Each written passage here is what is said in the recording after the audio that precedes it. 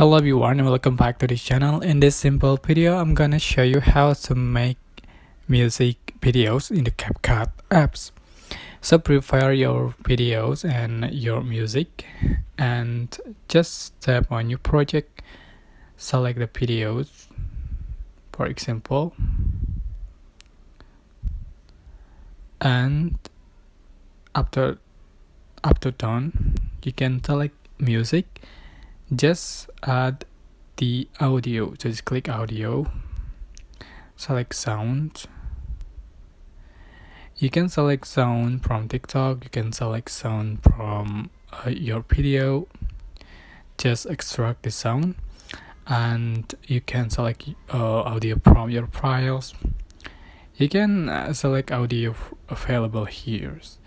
So for example, I'm gonna select this one and you can see the music has been added, and see, alright, so just edit the music and the video according to your needed. So that's it.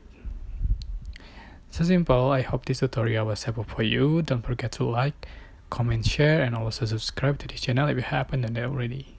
So thank you so much for watching.